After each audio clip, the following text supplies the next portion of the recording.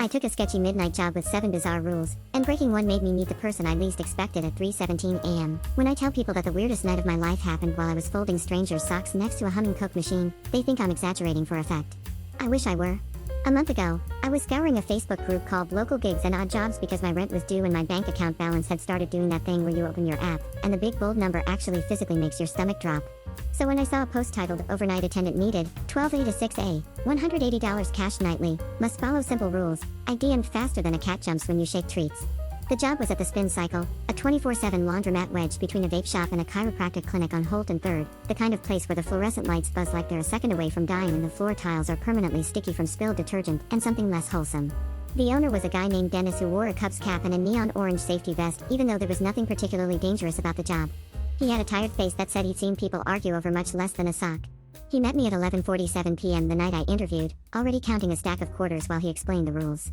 He slid a laminated sheet across the little metal counter, next to the register and the jar of mismatched single socks. The rules were typed in font size 12 like a school handout. Rule 1. Keep the door locked between 12:05 a.m. and 5:50 a.m. Customers will have the overnight code. Don't let anyone in who asks. If someone forgets the code, tell them to come back after sunrise. Rule 2. If you hear the dryer 7 rattle after 1:15 a.m., don't open it until 2 a.m. No matter what. Trust me. Rule 3. At 2:30 a.m., switch off the neon open sign and then back on. Do this exactly once. Do not do it early or late. Rule 4. If you smell oranges between 1:45 a.m. and 3 a.m., do not mention it out loud.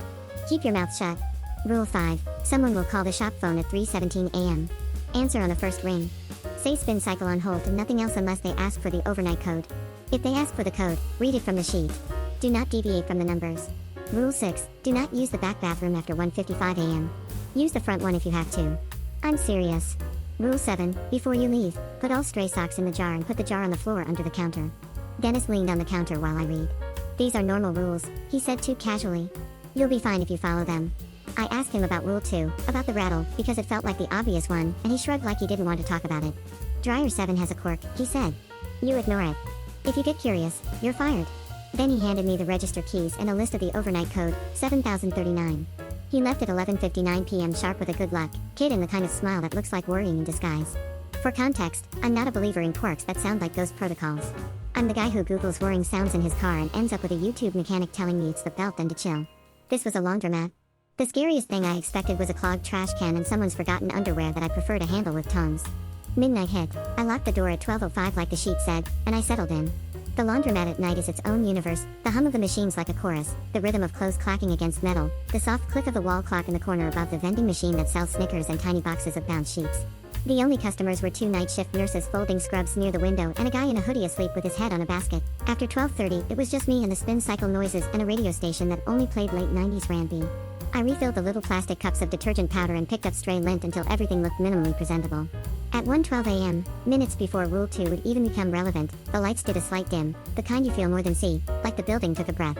I told myself it was the AC kicking on. At 1:15 a.m. exactly, Dryer 7 started to rattle. Not a soft rattling like a coin in the drum, but a staccato knock knock knock knock, then a pause, then another urgent burst like someone trapped inside was hitting the metal from the other side with rings on their fingers. The first 3 knocks were so precise I actually said hello? Before catching myself and looking around like I was in a prank show. Rule 2. Don't open it. No matter what. Trust me. I checked the notes taped to the counter for, I don't know, a sub-rule? A wise italicized suggestion? There was nothing. I stood there for a minute that felt like 10. Knock knock knock. A whisper of something, maybe not sound, maybe the idea of sound, brushed the back of my neck. I thought about how dryers could make weird noises when stuff got lodged in the vents. I thought about how I'd be the idiot on the Facebook group if a fire started because I didn't open a dryer. I also thought about how Dennis said I'd be fired if I got curious. I did what I always do when my anxiety is about to push me into a bad choice. I made a sandwich. There was a stale white bread loaf in my backpack, ham from a deli, mustard packets, the works. I sat on the stool behind the counter and chewed slowly and kept my eyes on Dryer 7. The rattling came in waves. It was worse when I looked away. After a while, I realized it never overlapped with the radio space. In the silent beats, there it was, punching at the edges of the sound. At exactly 1:59 a.m., the knocking stopped mid-beat. Silence. A prickling quiet. My phone's lock screen said 2 a.m.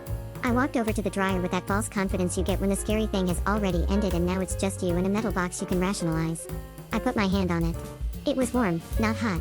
The little display said 0 o'clock like it had finished. I still didn't open it.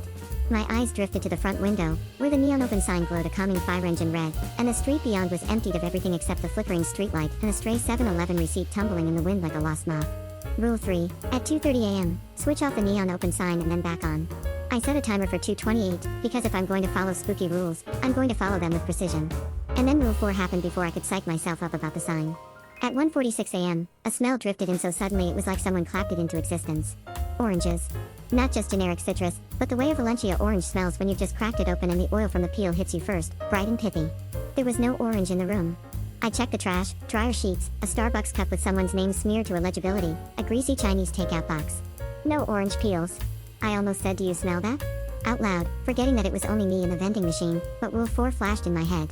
Don't mention it out loud. Keep your mouth shut. So I swallowed the words like I was swallowing a gumdrop whole.